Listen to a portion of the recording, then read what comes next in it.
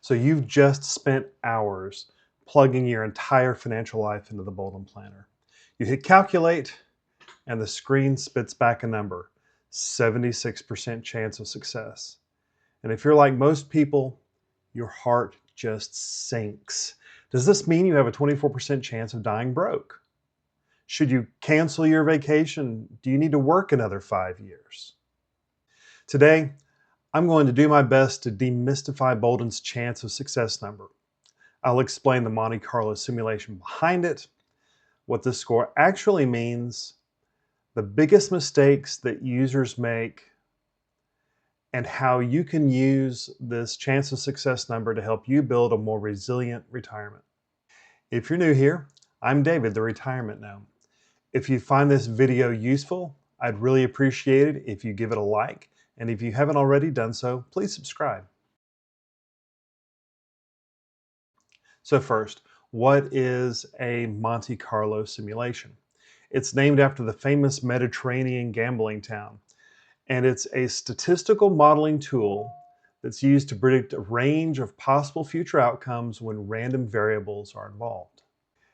If you've ever used a really simple retirement calculator, it might assume that your investments will grow linearly by, say, a flat 6% per year. But we know that the real stock market doesn't work like that. It's highly volatile. Instead of projecting a straight line, a Monte Carlo simulation rolls the dice over and over again, simulating hundreds or thousands of different theoretical market scenarios. It mixes good years with terrible market years, testing different sequences of returns. And if the software runs 1,000 simulations and your portfolio survives 850 of them, you get an 85% probability of success. The greatest strength of this tool is that it embraces uncertainty. It pressure tests your plan against the reality of market volatility. The weakness? It's not a crystal ball. The output is heavily dependent on the inputs that you give it.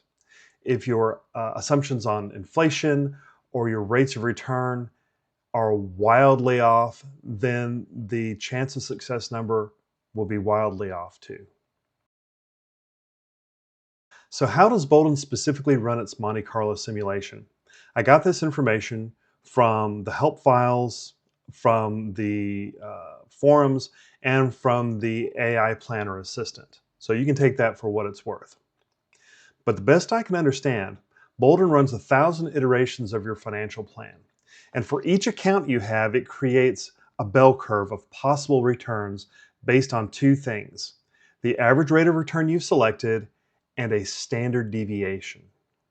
Boldin intelligently maps the standard deviation for your expected return. For instance, if you assume a 0% return on a cash account, there is a zero variance. Cash doesn't swing.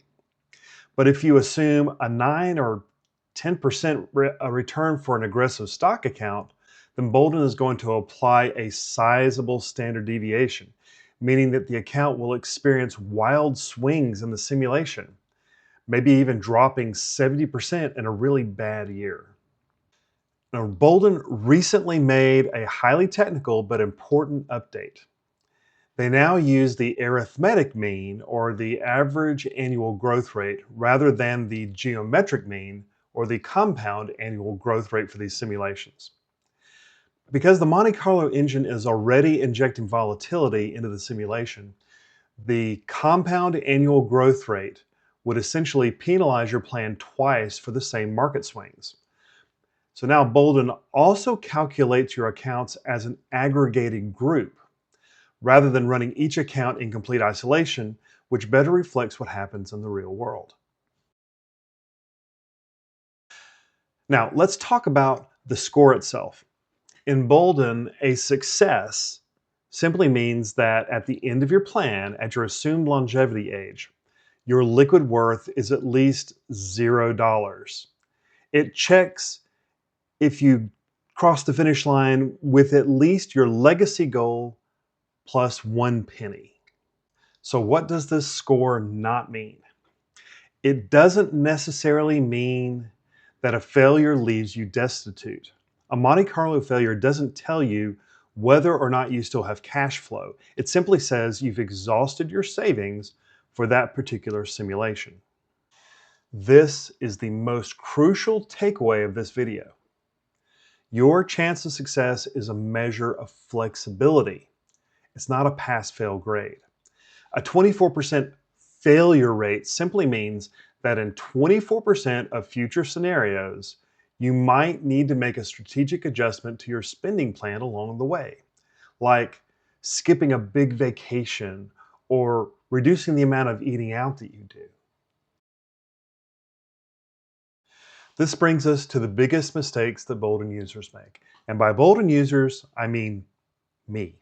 These are the mistakes that I have made, and I want to share them with you. So my big mistake number one was thinking that 100% chance of success was the ultimate goal.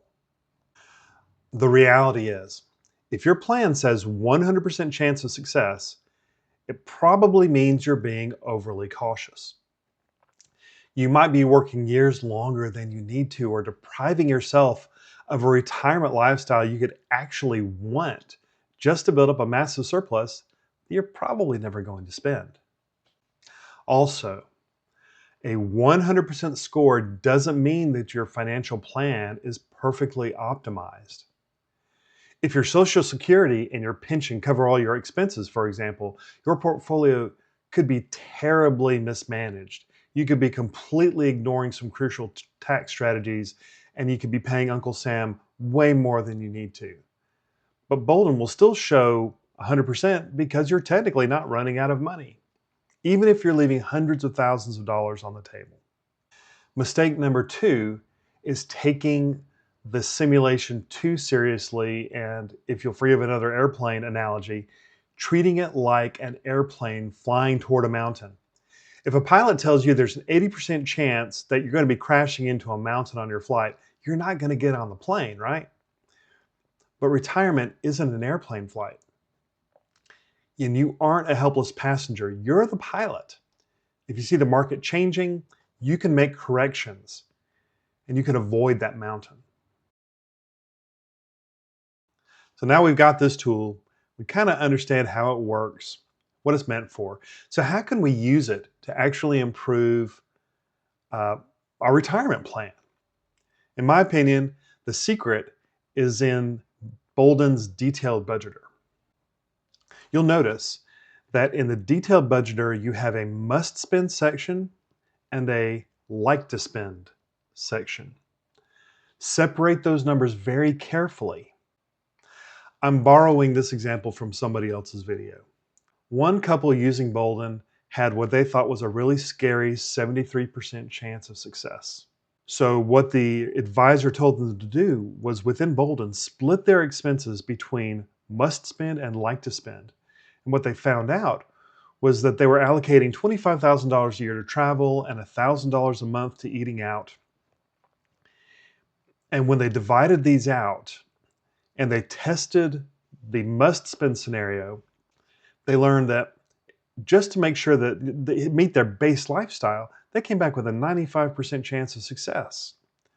So this gave them a lot of peace of mind to be able to know that they could try to live the lifestyle they wanted, and then they knew where they would need to make changes in the event there was an upset in the market.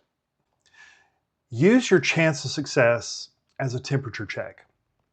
Run different scenarios, test retiring a year earlier, test taking a massive dream vacation in the early 60s, test living on just your bare necessities. Don't let the chance of success Monte Carlo simulation dictate your life or drive you to work more years than you need to. Use it to build a flexible, dynamic retirement plan that gives you the greatest opportunity to live the kind of retirement that you really want to. So how are you using your chance of success? What's your chance of success? Put it in the comments below. Help us see what you're doing, how you're using it to make a difference in your retirement plan. So that's it. Thank you so much for watching. Until next time, take care.